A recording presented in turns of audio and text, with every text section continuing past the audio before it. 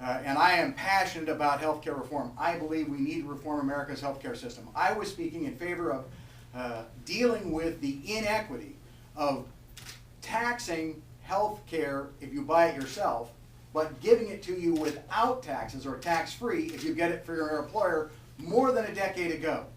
This is the single most important piece of legislation in my career in Congress, which spans 15 years, for sure, and I would suggest it could be the most important piece of legislation that will come before the nation and before its people's representatives in perhaps the last 30 years. It is of that far-reaching consequence, and yet it's not being treated properly, I don't believe, by the majority. Let me explain that. First, we're here to talk about media bias. I will tell you, I am thrilled that ABC is devoting a day to this topic. I think that's fantastic, but I would challenge them to devote a day to the other side beyond what the White House wants to say and discuss. I would also challenge every other network to devote a day themselves. This is an issue that is that important. It is literally life and death. If you look at single-payer systems around the world, you will discover that they produce life-changing results.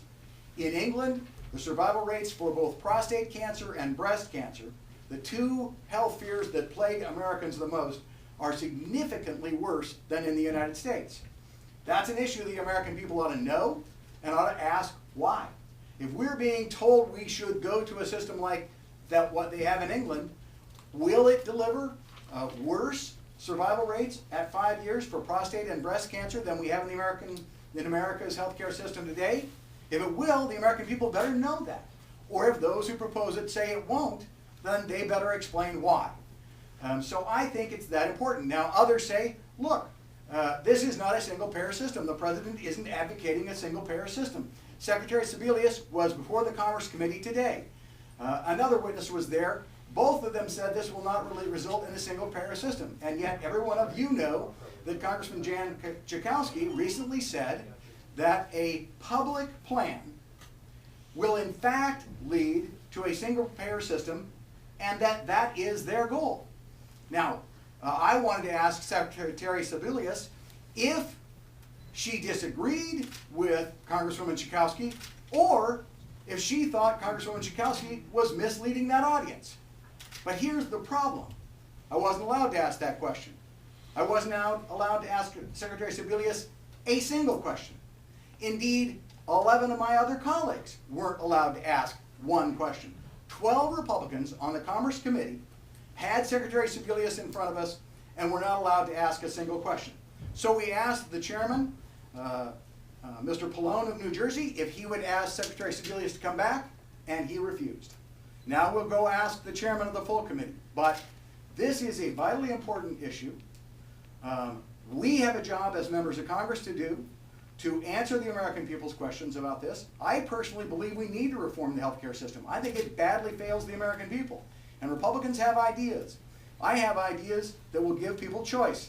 Last night I was in New Jersey at dinner with some people, and they asked, well, why are the insurance rates going up so much? And the answer is, health insurance companies in America do not have to compete. They literally do not have to compete except for employers to buy their care. They don't have to market to you and me. We can't buy health care as individuals because if we do, it costs a third more. So if they don't have to compete under the current system and they're cutting a fat hog with the government so they won't have to compete in the future, that doesn't serve the interests of the American people. I'd like to see health insurance companies have to compete like auto insurance companies. Every single American can turn on their television tonight and they will see at least 3, if not more, auto insurance commercials in the span of an hour or an hour and a half on TV. You will not, in all likelihood, see a single commercial for a health insurance company. Why?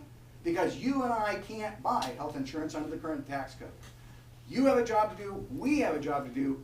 I hope the American media will cover this issue, and I hope we won't rush to judgment as the majority party is proposing to do at the moment.